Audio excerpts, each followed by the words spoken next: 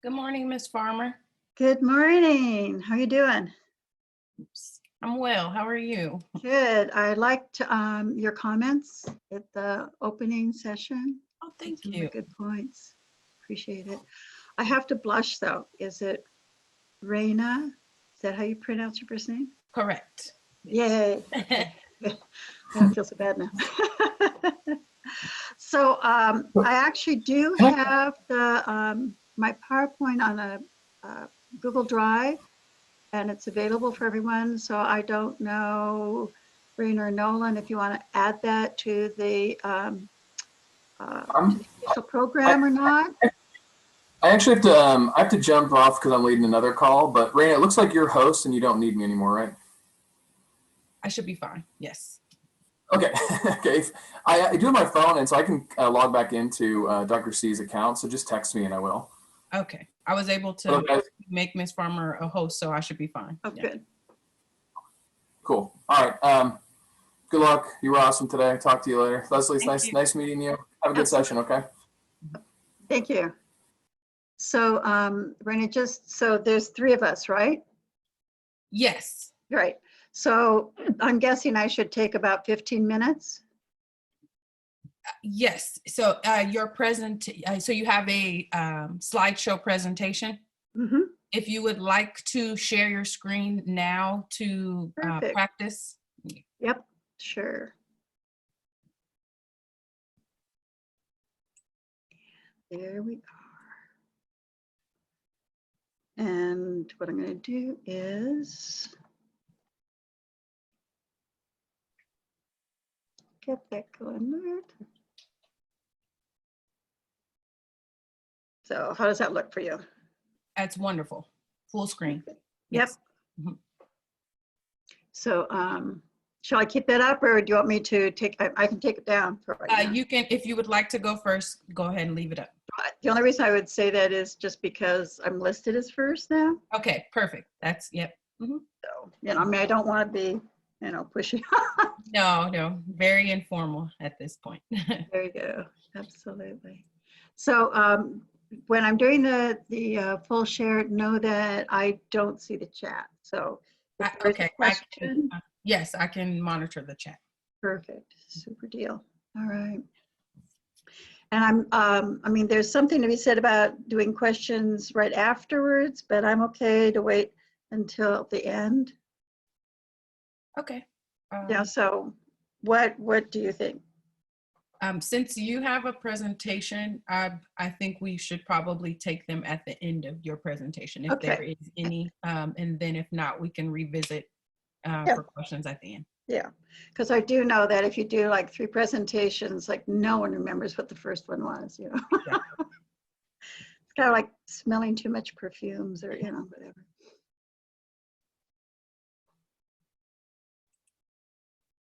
So how many people registered for the conference? I believe we had nearly 400 registered. Fantastic. Yes.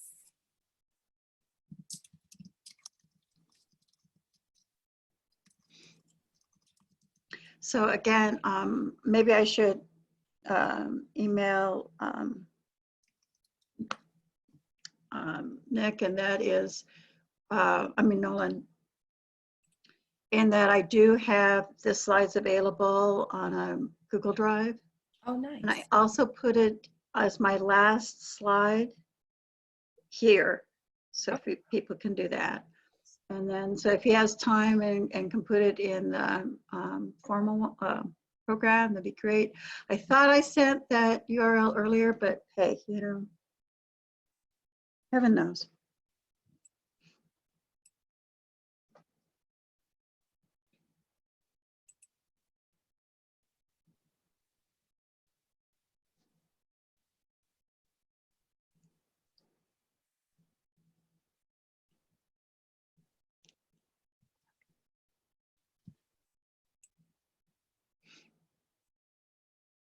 So how did you get about it? It seems like were you part of the planning committee? Yes, I was a part of the steering committee. Right. I'm a recent, 2019 communications master's graduate from Cal State East Bay.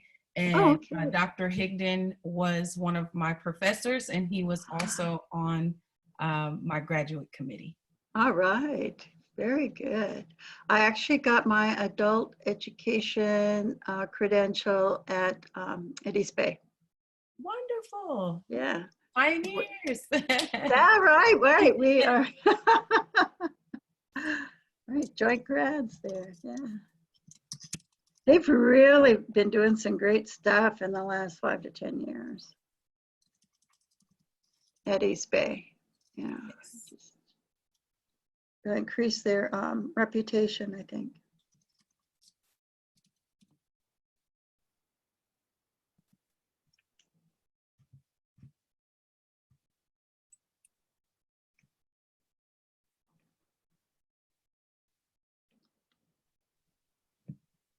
I'll say folks did a good job in getting some really interesting topics, important ones. Yeah, it should be a great conference. Yeah. I was especially pleased to see materials about, Indigenous folks. Yes. I'm actually a consultant for a grant. It's called Reading Nation Waterfall. And what it does is it promotes literacy in 10 tribes Oh, that's and wonderful. having what they call little free libraries, so that books are really convenient, for families. And That's amazing work you're doing.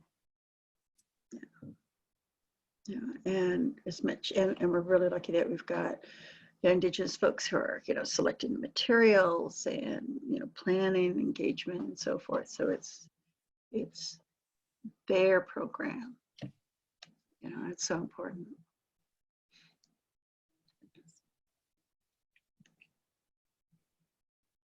So we have about 5 minutes until your session starts.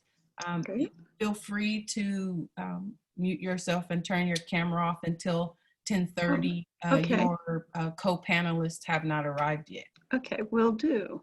Okay, see you in a bit.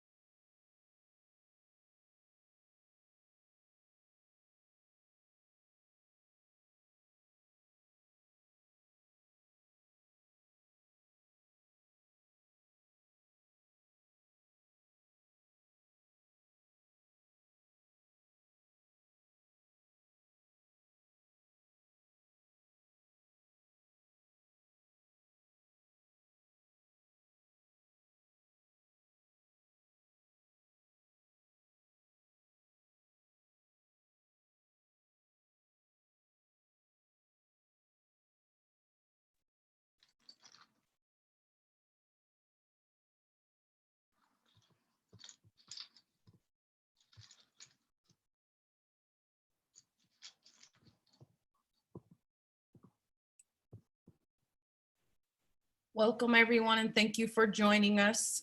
We will begin at 10:30. So we have a few minutes.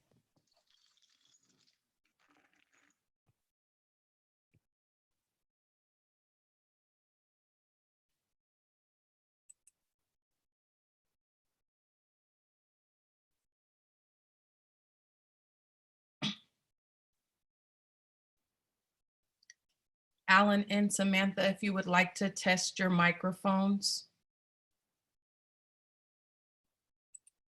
I think this is Lesley. We're okay?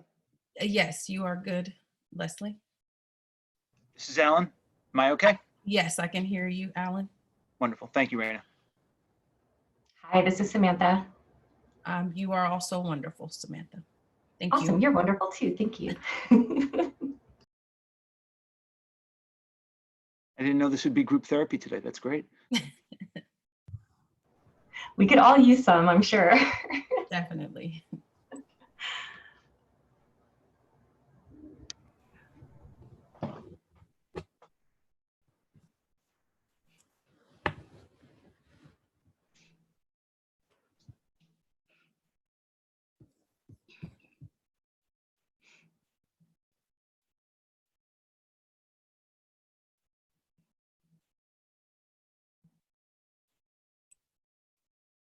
Just quickly, Dr. Farmer will be going first because she has a slide presentation. Alan or Samantha, do you have a presentation? I wasn't quite sure because I was presenting an interactive workshop, but it looked like the format didn't work out that way. So I put everything online ahead of time, and I thought if you guys wanted to, we could do an interactive activity if you want, or I'm happy to just go with the flow, but I don't have a presentation. So extremely informal. If you would like to do the activity, please feel free. Just wanted to ask so that we had kind of an idea of the flow. No, the only presentation I have is the one that I had already uploaded with my previously. So Perfect. I was preparing just to either do that or just, you know, Panel style. go Yes. go with the flow, as we say. Perfect. Thank you.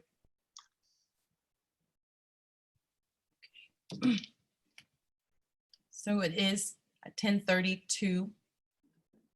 If you would like to begin, Sure. Dr. Farmer, I invite you Great. to start whenever you feel comfortable. Super. Well, welcome everybody. I'm really pleased to be, with this panel. I think it's a really interesting mix, and it all looks at kind of like misleading information and how to kind of be discerning about that. It was interesting in the opening speech where we're talking about media literacy, critical media literacy.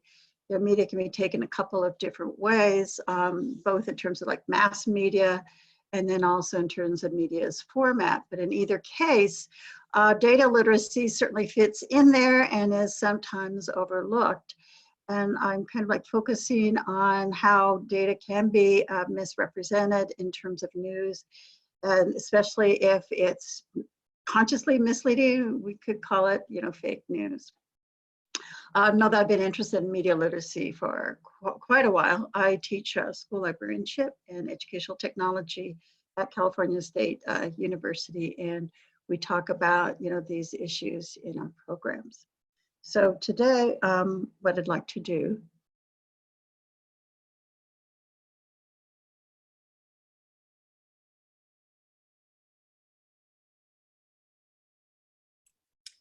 You're muted, Dr. Farmer. So what I'd like to do is I help all of us to facilitate communities to be data literate consumers of news as part of media literacy.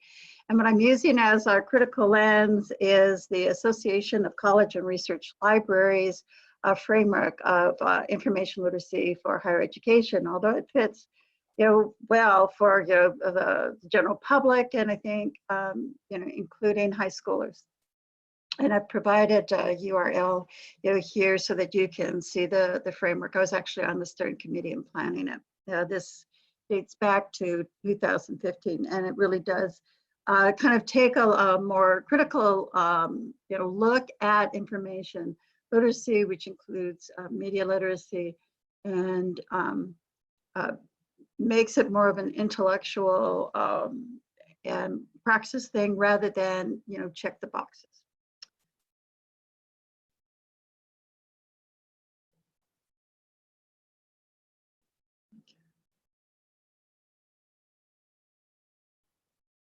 So, so the first kind of lens, they have like basically what they call 6 frames, is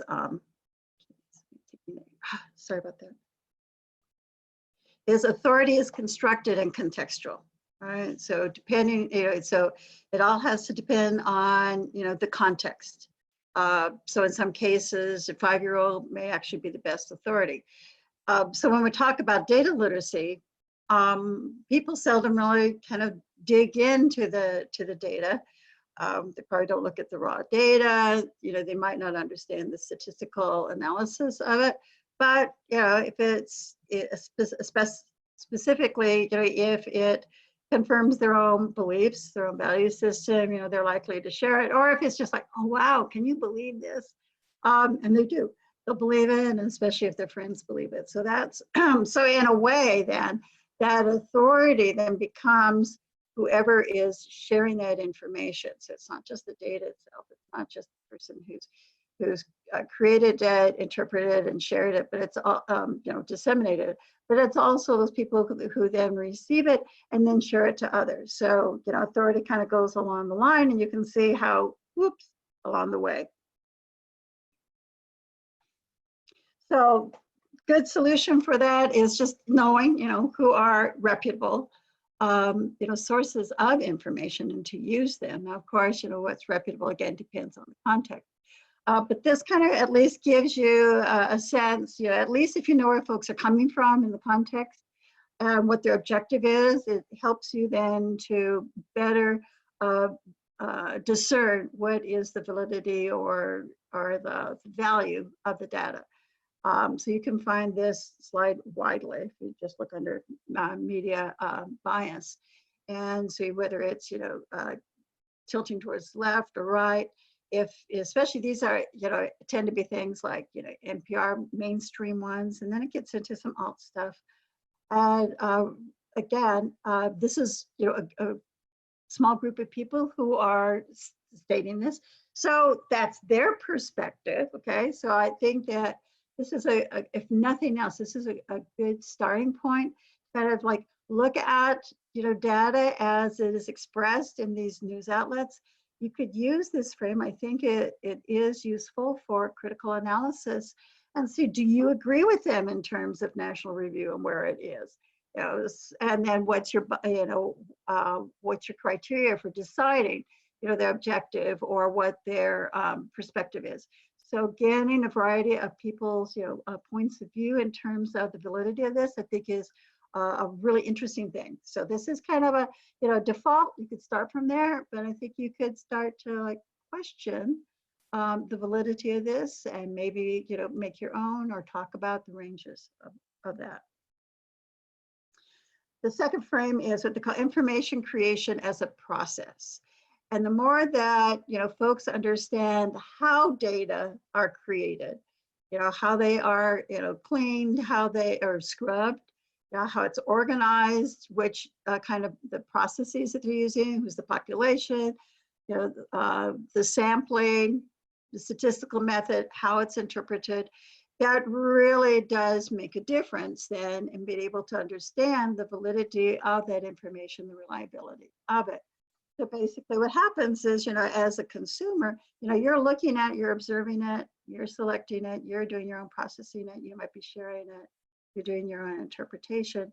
That's on your side. On the producer side, it's the same way. They're observing a certain phenomenon, they're picking the data that they're going to use, they're going to process it, and then report it out.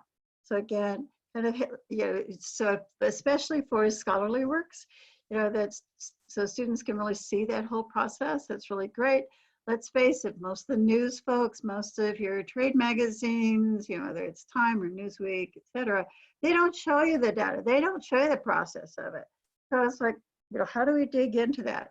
Now, for federal grants, data sets need to be made available. And I think that's really important. That's a really good exercise for folks then to look at the original data and even question how that was gathered, how it was cleaned, how it was organized, as well as interpreted. Third lens is information has value. So this comes from the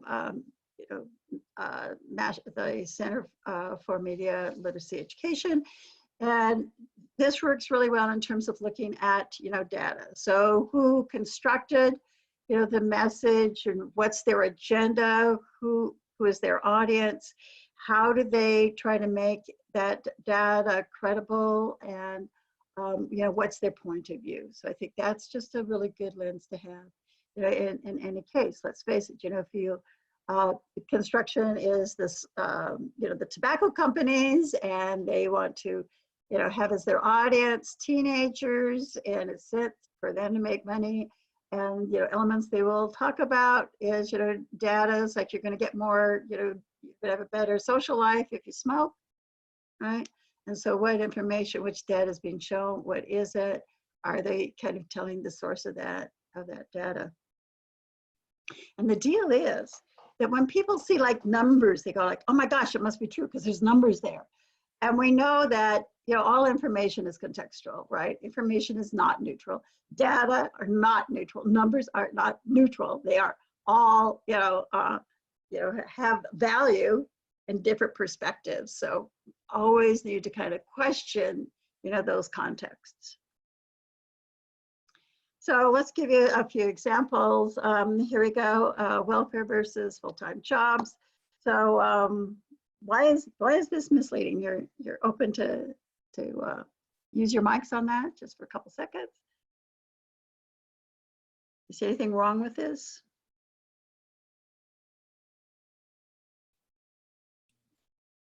Visually, it looks like it represents much more than about 7 million. Yeah.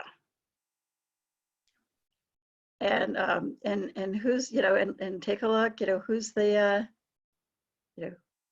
who's publishing this information, right? Okay, think of like what their agenda is. What's the main problem with this is that y-axis, the vertical line, it doesn't show what that bottom number, it isn't 0, right? Because if it were, it wouldn't look like this at all.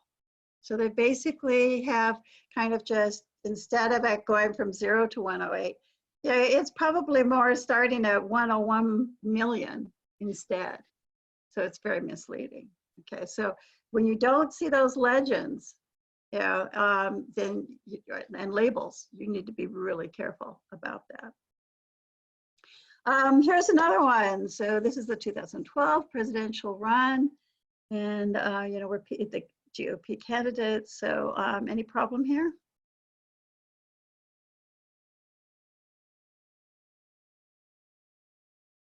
Samantha's smiling. I'm no math major, but that's more than 100%. Yeah, exactly. Right. So yeah, it's improper pie chart there. Absolutely. Yeah. So be aware of that. Right? So here's a couple of examples. On the left-hand side, the tallest tree looks a lot bigger than the smallest tree, right? And that's because when you are, visualizing data is where you really can get to be very misleading. So truly the only dimension that counts is, the vertical line, right? But because they're showing an area, two-dimensional, so you're actually exaggerating the comparable sizes, right?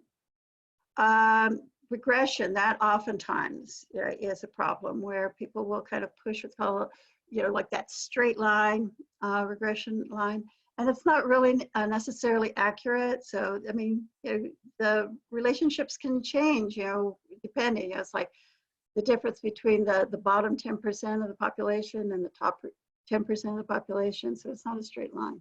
So again, sometimes where they're oversimplifying, correlations, it can be misleading. It's not as nuanced as it could be. Here, we've got, 2 examples of how, folks, the elections from 2016. And you can see that, depending on what you use as your unit's size, you can be misleading in terms of, the results. Because like on the left-hand side, it doesn't look like anybody in the South was, going against Trump. So that's the size of the unit makes a difference, right? You can kind of hide stuff. And sometimes what you'll see is that they'll change the color so that, what you would see is the blue state, they'd make the red or the red blue, or, to say that, you should worry more, then they'll make, red for the people who have the lowest debt. That's, so you just have to be very careful about units and color, both of them. And especially because color is so connotative, right? And also culturally defined. So try and make meaning of that little, do you have any clue? I mean, like if I blew this, 10 times, you still would not understand it. So sometimes too much information is no information. Right? Just obfuscate.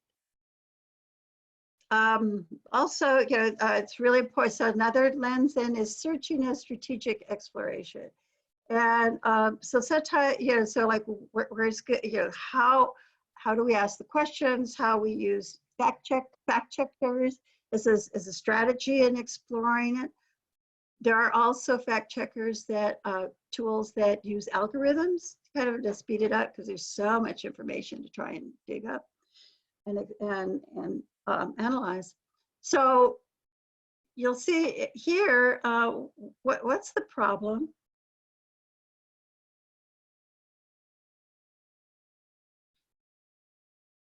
You basically have this original pixelated image, and then they use the algorithm to guess, to determine who that is. So what's the problem here?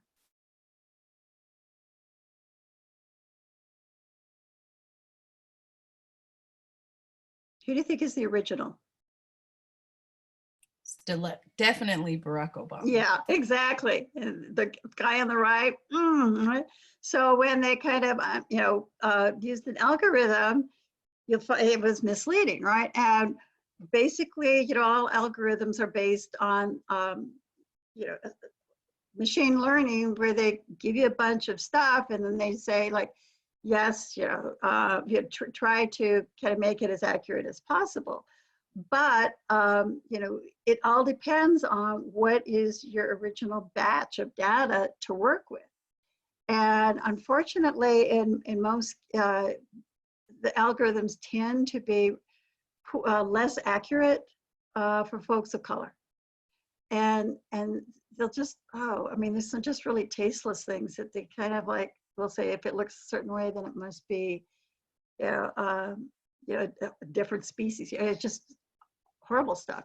So, it can be very misleading on it. So you do need to watch out in terms of algorithms and fact-checking tools that use those automations. So, we're talking about going forward and what we, for students to be empowered and to start to do something is, at the least, let, these fact-checking tools say like, these are really inaccurate, for African Americans, and you folks need to find more pictures in order to be more accurate on this. Because it's misleading, it's, stereotypical, all kinds of bad stuff.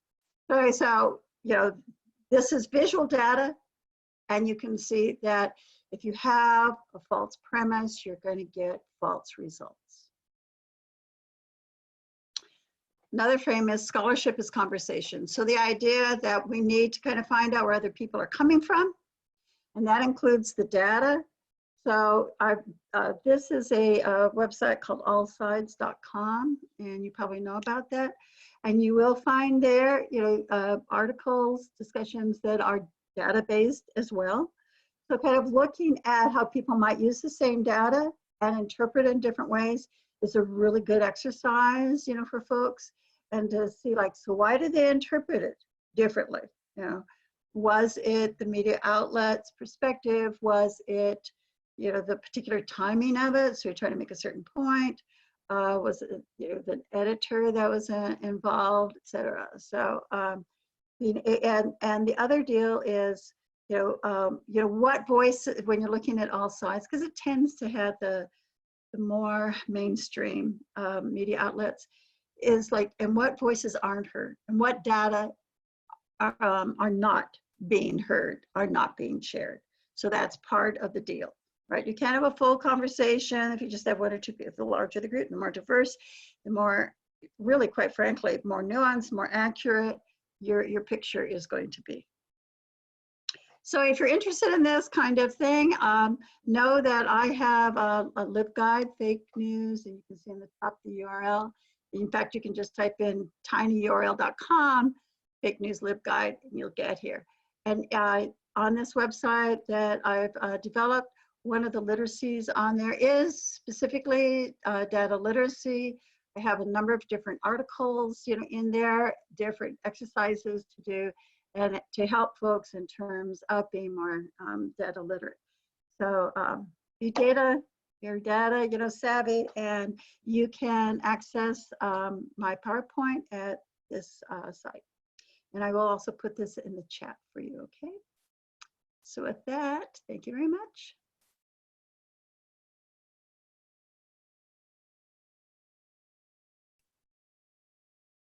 Thank you, Dr. Farmer, excuse me. So we do invite any questions. If anyone has questions, we'll also be taking questions at the end. Feel free to add your questions to the chat. And now I can actually look at the chat, yay. And for our next presenter, Alan or Samantha, whichever you choose. Go right ahead, Samantha. And by the way, I think you're right about the fact-checking groups. Those need to be checked too, yeah. Yeah, because anybody can be a fact-checking organization or claim to be, right? So it's just another thing to check into. Absolutely. Yep. Yeah, that was important. Thanks, Lesley. Okay, so I'm not sure how many people, and I don't even know how to gauge this. So I promised a 15-minute video going through the workshop that I was going to conduct, and it ended up being 30 minutes. So I wouldn't blame any of you for not having actually watched the video, but it is there for you. And I'll go ahead and put the link to that presentation in the chat here. So I'm not going to go through the whole presentation, but I thought what I would do, and I'm going to say I'm going to try to do this in like 10 or 15 minutes. Just in case you haven't gone through that presentation, I am going to share my screen.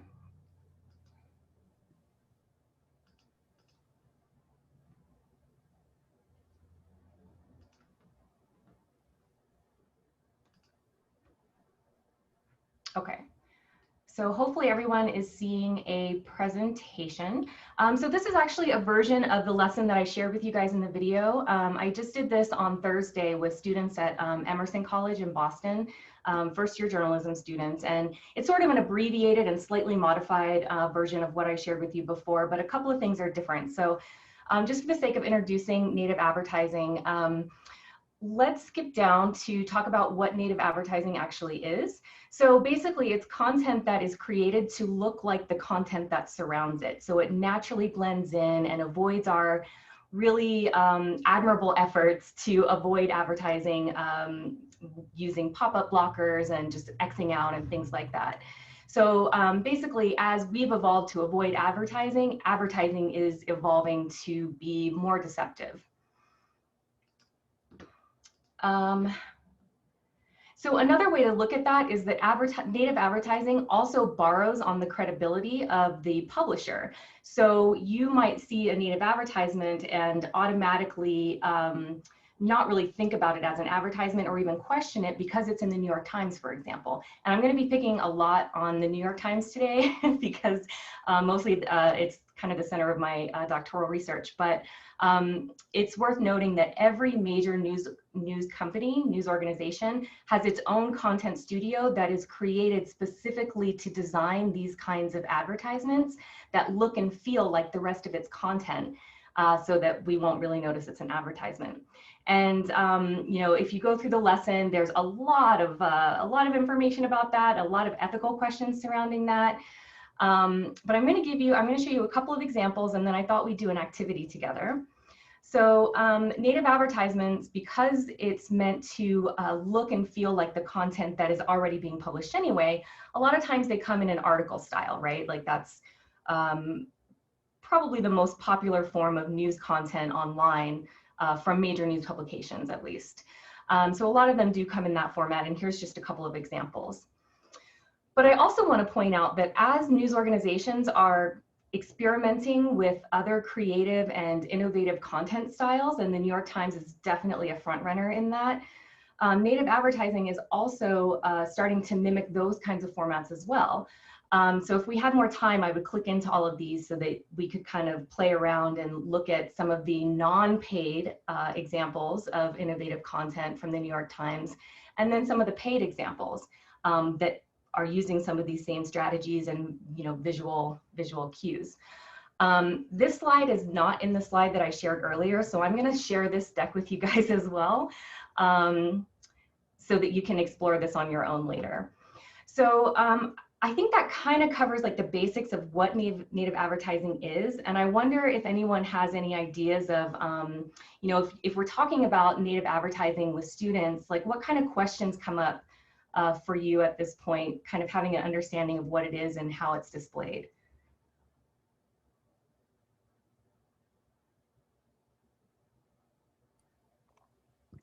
From photography point of view, the ads are meant to draw you into what's going on with the image. And then you use, like in Hong Kong is yellow, to separate it out from the rest of the sentence.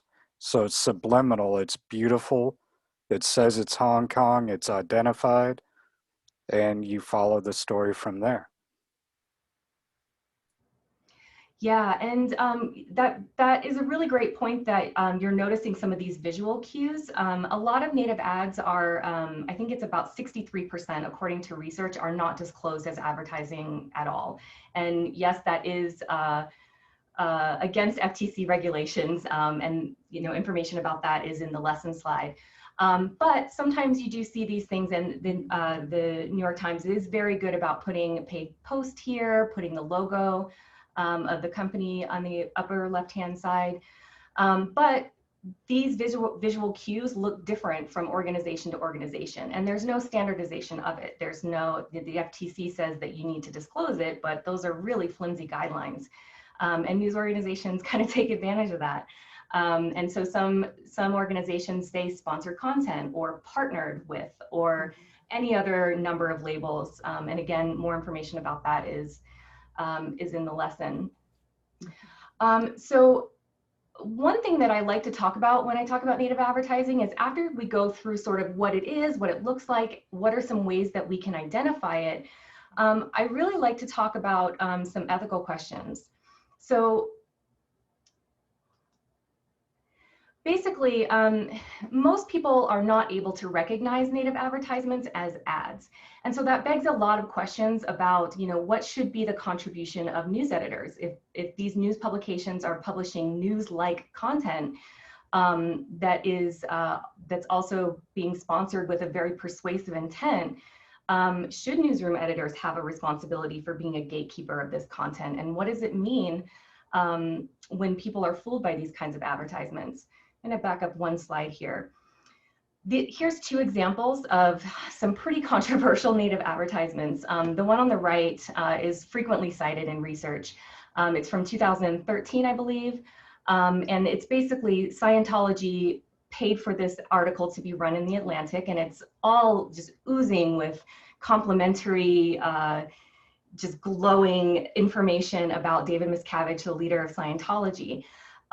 If you didn't know, and back then, you know, native advertising has only been around since about 2012. So you can see there's a little tiny label here, but if you don't notice that, and most people don't, you might just think that the Atlantic is, you know, endorsing or telling you really important information about Scientology. And people push back on this really hard, both in the Academy and their subscribers. So that's a really good example of how lending your credibility for an advertisement can really lead to backlash and increase mistrust amongst people who already are going to you for trustworthy information. The example on the left is one that appears in print and online, and it's not just China that does it, Russia does it too.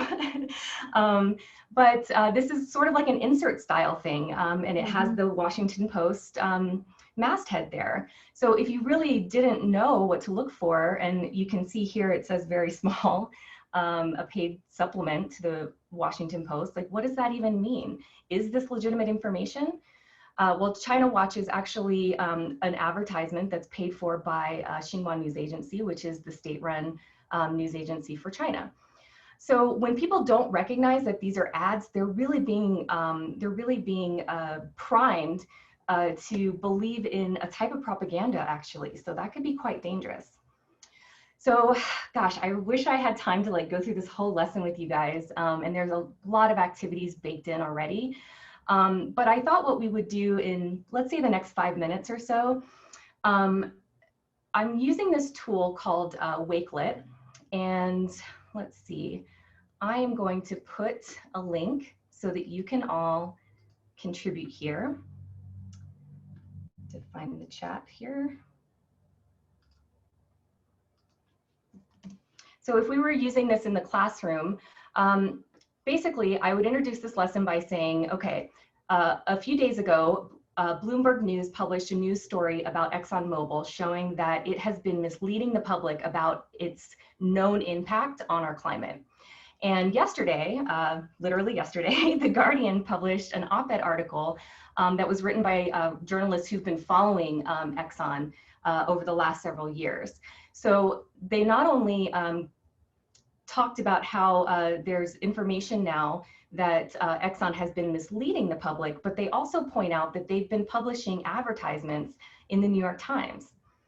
So what I thought might be fun is let's just take a couple minutes and do a search. So if we were to,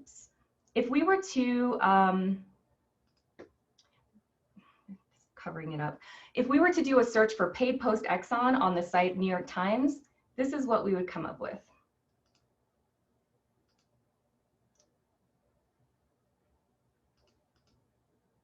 Oh. Let's just do it really quick and see what we come up with. So here you can see there's been quite a few paid posts appearing in the New York Times that were again created by New York Times Company through their content studio, T-Brand Studios. So let's just take a quick look.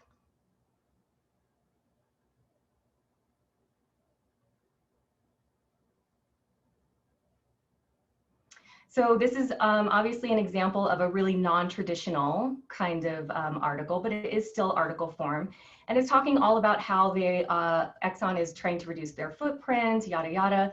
And you do see these, these small disclaimers, paid posts, here's the logo. If you read it, you can clearly tell based on the content that Exxon has been involved in the creation of this ad.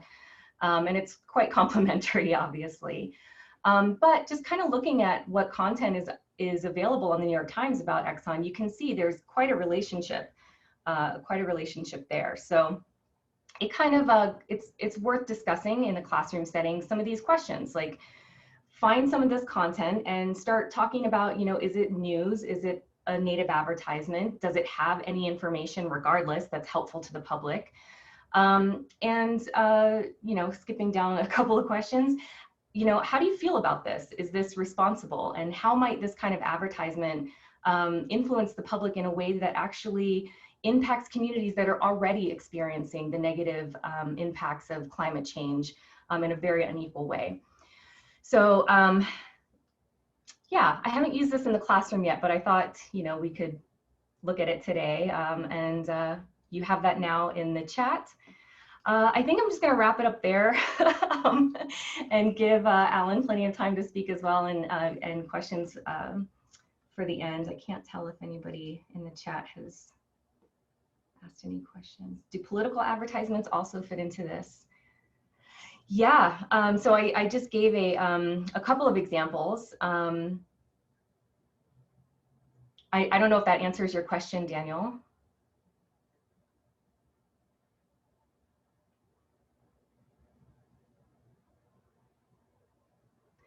Herdman tell, yep, that's a great point. Oh, cool. Good, Daniel. Okay, so I'm just going to stop there. And if you guys have any other questions, I'm happy to address them or address them at the end. And you have my contact information in the original presentation information. And I'll just put my email here in case you want any of these resources or if I've confused you at all. So thanks, guys.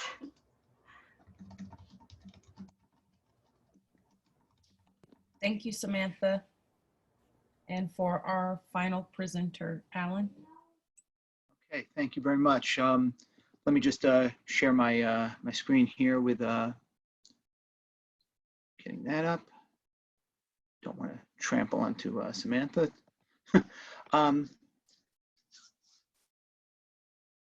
This started in a course that I had created probably about 5 or 6 years ago. Finally ran it for the first time 2 years ago. It was my attempt to try to take a different tack on media literacy and trying to show, trying to look at it from a different perspective than others. And the reason why I got into media literacy came from my former life, my former professional career when I was a reporter for the Washington Post. And I saw far too many of, colleagues at other news outlets, but even some within my own newsroom, who were really too eager or too willing to jump at information that they saw through a digital medium. And part of it was the transition from going, this was at the early 2000s, around the time when just really starting to move into a full digital life now. And I was wondering if professionals, no matter what level professionals are getting fooled, what does that mean for everybody else? And when I got into academia, I started thinking that's got to be something that I really need to focus on. And as first few years that I was teaching, I wanted to do my own little informal study. What did that really hold true? And sure enough, it did. I saw way too many students just buying into anything that they were seeing. If it fit, if it was interesting, it fit, and it worked well. So I teach at a small liberal arts college, and this was the course that I devised, and it's just straight from the college catalog. I call it The Art of Skepticism. And what I try and do is help students try to take the skeptical approach to information. In other words, don't say that it's wrong, but just say, get into a habit of proving to me that it's correct. Show me why I should believe it. And it's not exactly an easy thing to assess. It's not. It almost relies on the student to really be able to say, yeah, this was the thought process that I went through. This is how I perceived it initially. This is how I see it now. And I've run this course now. It's going to be running for the third time in next spring. And each time I constantly keep on coming across new things that I have to, emphasize and bring up a little more. And the one that I emphasized a little more, probably took up about 3 weeks of the course instead of 1 last year, was conspiracy theories. And if we were to say that, when I first introduced it, I told students, hey, let's, bring in your conspiracy theories. They were all excited. I said, for our first class, let's just bring in some and talk about it.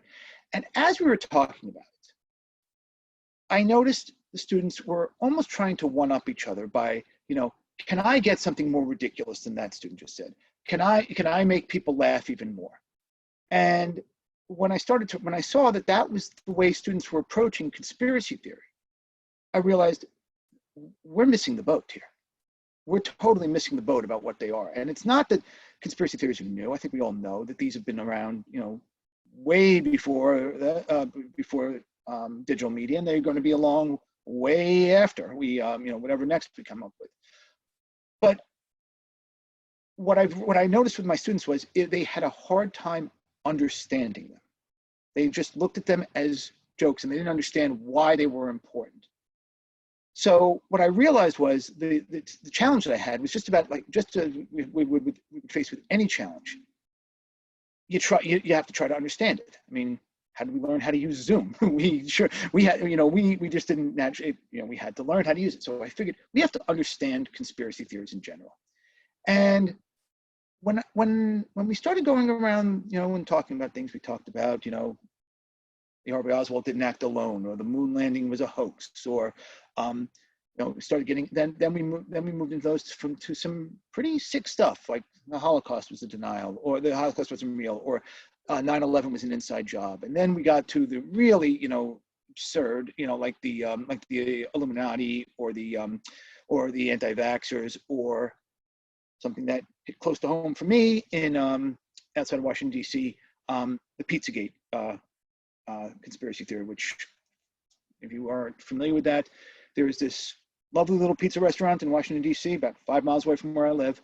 I've been to it a few times. It's very nice. There was a conspiracy that was spread that, that they were keeping children there for, that Hillary Clinton and other members of the Democratic establishment were keeping children there as, for horrible things. And what happened? It led to actually a man driving up from North Carolina with a rifle and walking into the store to essentially try to free the children. And when that actually happened, I remembered a few of my students actually didn't really, understand that was, that wasn't real. It was a conspiracy theory. Yes, the man actually showed up with a gun, but that wasn't really happening. And what I decided to realize, what I decided to do about this was understand that we need to teach this a little bit differently. Because if we just laugh these off, or if we just say they're ridiculous, what does that do? That only adds fuel to the fire of people who believe in them. So what do we do for the rest of us? Well, we don't try to change their minds, obviously, but what we do is we try to understand where conspiracy theorists are coming from so that we can understand how to react to this kind of belief.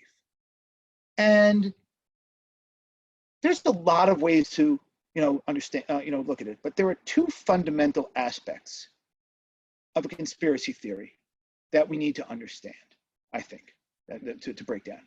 The first of them is conflict, okay? Any conspiracy theory is a good story, okay? So there, it obviously would show a clear conflict, okay? You're clearly going to see there's one side that's good, there's one side that's evil in this conspiracy theory. Do you understand where that conflict lies, okay? If you just see something as ridiculous, then you're not going to see the conflict in there. Because what does a conspiracy theory try to do? It tries to elicit support and generate interest in a belief that's almost, it's us against them. People are trying to say that this is wrong. They're trying to tell us that this isn't true. We need to fight this. And if the rest of us can't see this conflict, then we're missing the boat on it, okay? Not just is there a conflict baked in there, but is there room for this conflict to grow? Are there layers beneath it? Can there be, even if one part of it might be dispelled clearly, can there be other layers underneath it? Okay, I'm sure most of you, if not all of you, have heard about Q the last couple of months. So it's been going on for a little bit longer than that. It was one of the things that actually led to the Pizzagate incident. But there is that whole conspiracy theory has many layers underneath it, which is why that has been able to grow. Okay, it's this us against them element, that there's that conflict here. And even within the broader conflict, there are sub-conflicts, okay? So, you know, maybe can it take on there might be a political conflict on the, you know, at the top level, but maybe there are health or safety or financial conflicts involved. Maybe a conflict over just general morality. Can we spot the conflicts that are here? That's, you know, that I think is pretty critical. Second part is understanding the current media environment. And this really worked. This was really important for my class, my art of skepticism class, because this is a course that's, you know, actually in the general education curriculum at Hood College. It's not simply for communications majors. So I have had math majors, I've had biology majors, I've had psychology majors, I've had political science, business majors. I've run the gamut there.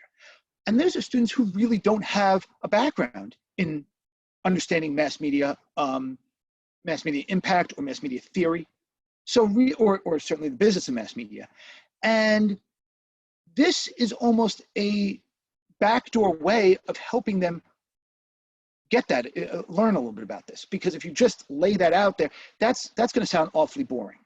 But if we could introduce some of some of the dynamics of today's media environment through conspiracy theory, I think that's a good way of at least showing them. So what do we need to explain to them about the media world today? First of all, is understanding the timing, okay? I mean, mass media works so well based upon what is happening at that moment, okay? When, you know, there's a reason why some information came out now and some information comes out 6 months from now, okay? So get them to understand why information gets distributed to a mass audience at this particular moment. Get them to think about that element. Think about, well, did this just come out of the blue? Because probably didn't. 99% sure it did not just come out of the blue. There's some kind of triggering event. Maybe there was an incident that somebody can tie the theory to, or maybe a famous person endorsing it, or something, you know, some kind of connection to this through somebody visible. That might also be a trigger. So understanding these kinds of things here is critical for seeing why it came out this way. And conspiracy theorists understand this. They know that these things, that this is how people react to these things. They understand that outlandishness is a perfect recipe in this environment, this media environment we're in, where there's an overabundance of information, and they need things to stick out. Well, you know, the more outlandish, the more, you know, absurd something might be, or the more devious something may sound, works well in this media environment. It's the way to make things stick out. It's the way to find the needle in the haystack. Okay, and though that's pretty much my spiel on this. I welcome questions. I'm really eager for discussion on this, because, I mean, let's face it. Everybody enjoys, you know, hearing about, talking about them. They may not be fun things, but it's certainly something, you know, oh, wow, we can all talk about that, you know, weird thing. Well, if we try to understand these two really powerful forces at play, it's a good way, not only, I think, for us being able to reconcile the presence of conspiracy theories, which will never disappear, but also, more importantly, to make everybody aware of the modern media environment. So thank you very much, and I look forward to your questions. I'm actually going to just scroll through here and now see the chat here. Thank you, Alan. That was extremely informative. So thank you to all our panelists, Lesley, Samantha, and Alan. So now we have about 10 minutes for questions.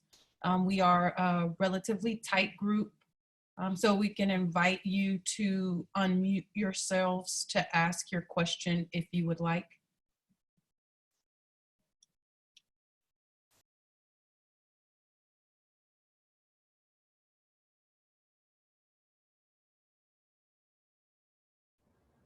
At the risk of co-opting more time from everyone, I have a question for Alan. So Alan, I mean, so sometimes conspiracy theories turn out to be true. So just in the last week or so, Harry Reid confirmed UFO research programs that the government have been conducting for the decades. How do you address that in the classroom when someone inevitably points that out? Well, and in that case, what you do is you say it's not necessarily a conspiracy. You say, you know, how do we learn about information? You know, it's the idea of understanding empirical evidence and helping students understand what is empirical evidence. Where can we find proof of this? If we just say, there's one slide that I always show about learning how to trust sources, and I always pick this picture of this guy wearing a blender on his head walking down the street, and I say, do you trust that guy's information? Why or why not? Well, why would we now trust the information that came out this week from Harry Reid? Why would we trust that? Well, who's the source on that? Or previously where did this information come from? It's a way of understanding sources and being able to value them. But thank you for that.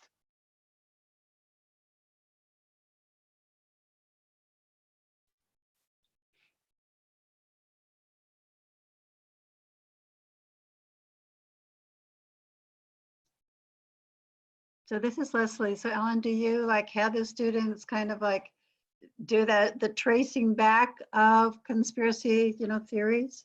That's exactly what I do. In fact, one of the two research assignments that I give them in this course is to take a conspiracy theory and deconstruct it. Mm-hmm. Why did people believe it?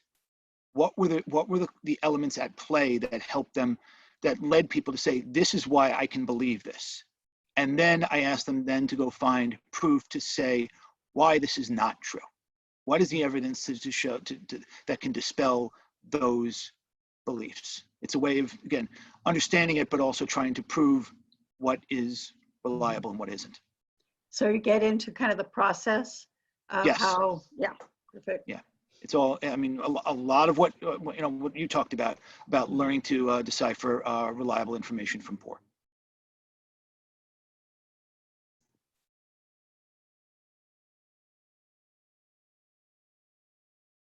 I don't want to be in the business of scratching everybody, scratching other people's back. But Samantha, your talk about native advertising is, I mean, if I gave that to my students, they would just say, "Oh, Alan, you found this must be the only other person in the world who cares about native advertising as much as you do," because I have just, made them nuts with how much I've insisted how important to recognize native advertising. And when I give them the percentages of how much of the ads today are native compared to traditional ads, they're like, they get that information and they say, okay, what's the big deal? And then, you show them all this stuff. And then when I show them actually native ads and they get fooled by them because I put real ones in, real information or not, they get fooled. So bravo to you for doing that. Okay, bravo for, really preaching the gospel of native ads, because we need to understand it.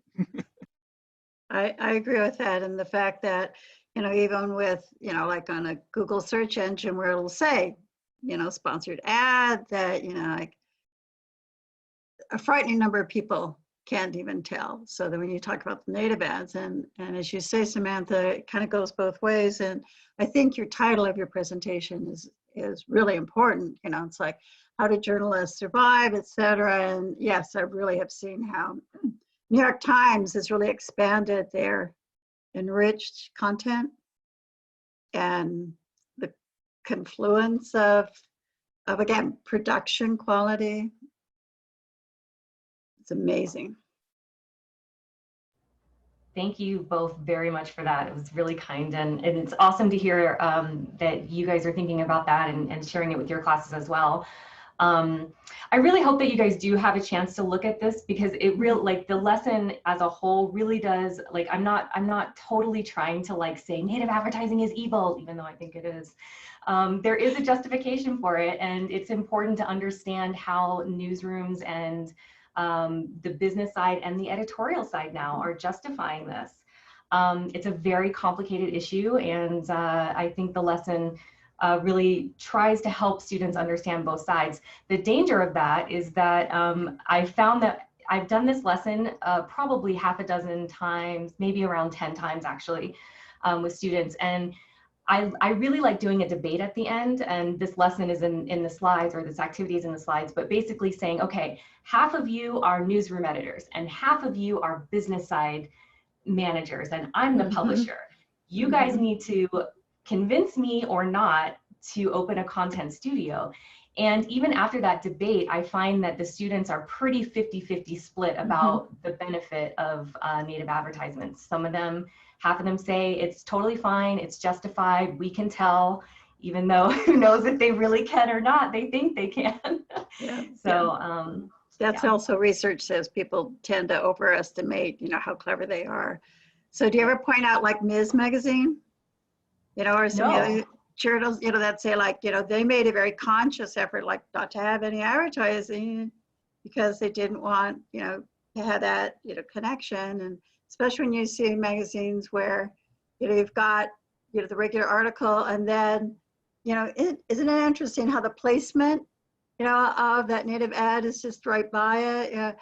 And what really frosts me are things as simple as like in the LA Times, where it's the TV, you know, schedule, and you'll see this picture, you know, it's kind of like the featured one. So it's not going to say sponsored, but it's like, oh, come on. You know that, you know, channel paid extra in order to get that picture there. Yeah. And I think we really need to push on the consequences, you know. What happens when people believe the conspiracy theory, like Pizzagate, you know, like, you know, you just say, yeah, this really does matter, you know, McCarthy, you know, like Exactly. the number of you know, careers that were just thrown. So I do Samantha, I think also, oh, sorry, I'm sorry, I have Samantha. a question from Daniel. In a K-12 or 6-12 class setting, would any of you have an example of an exercise we could share with our students or future students? What would be an effective way to teach our students to practice skepticism? Ooh. I'm sure there are. I'm just running through a lot of the I mean, I'm not teaching it this semester, so I'm trying to go through my you know, some of the exercises and some of the assignments that I give my students. But I mean, let me get back to you on that one. Let me get back to you and let me think about that. Definitely. Thank you very much. I would point out to the Library of Congress's American Memories collection, their data, their digitized primary sources. So again, like say in American history, you know, then the yellow journalism, you know, all of the ads, you know, go west, you know, the streets are gold, etc. And being kind of skeptic on that in terms of the data literacy, I would say in your math classes, and to kind of like, you know, dig up different kinds of statistics. And so, you know, take a look at what's the mathematics behind it. You know, are the charts the appropriate charts? That kind of thing. If you bring, you know, what's happening, you know, in today's lives or their own, you know, media, then it's easier for them to make those connections and see validity in math as well as, you know, their own lives. You know, I just thought of this now because when the first time I gave a trial run for my course was in the fall of 2016, and I had divided. We do a freshman seminar, as most colleges do, and you know, several there's, you know, there's many different different types of different topics for it. My topic, which I proposed back in January of that year, was I knew the presidential election was coming up, and I just said, okay, I titled it, "Who's Telling the Truth?" And basically I looked at it saying, you've got two people who clearly have ideas for what they believe to be the right choice for what, you know, how to make the country, you know, better, how to improve things, you know, all that stuff. And well, obviously at the time I did not understand that. I did not think that Donald Trump was going to be one of those two people. But my thinking was, you have two people who are clearly trying to get to the same answer, but giving completely different different explanations for it. And I think you could take, you know, in a K through 12 environment, I think you can take any kind of divisive issue or divisive subject matter and try to break each argument down in that respect to build up steps. Which side is telling? Let's just, again, getting back to finding the empirical evidence, trying to get to where they got their points. Where did they get their information from? How reliable is it? How skewed was it? You know, obviously, you know, we want to be, you know, we want to be gentle on this. We don't want to go too deep on that. But, you know, being able to, you know, separate where do we rely on empirical data, and then where do we rely on emotion? And if you can find, you know, when students, I think when students can pick up on emotion in arguments, that's usually you know, a good telltale sign that I think anybody can really jump on. So that might be one good example. I would like to thank you all, our panelists, as well as our attendees. Out of respect for everybody's time, I want to acknowledge that it is 11:30. So if our panelists wanted to give a 30-second closing, and just to let everyone know that after this session, we will be on a lunch break until 12:30. So starting with Alan, would you like to close us out? My only closing statement is, here's my contact information. I would love to be able to discuss anything with anybody regarding this. I'm happy to. Well, I'll put it up in the chat. But I'm always eager to hear new things about this and discuss more, because this is obviously a topic that's evolving every second of the day, and you know, we can never talk about this you know, enough, okay? Because it's pretty critical. Go ahead. Samantha? Yeah, I'll just +1 everything Alan just said. And I also just want to kind of recognize that we're not really focusing on the business side of the news industry right now in a lot of news literacy and media literacy lessons. And the more we can kind of share how we can best do that, especially in an industry that's changing like so fast, it's hard to keep up with. I would love to hear what everyone else is doing to try and teach this and help people understand the context of the business as it influences the content that we see. So thank you very much to everybody.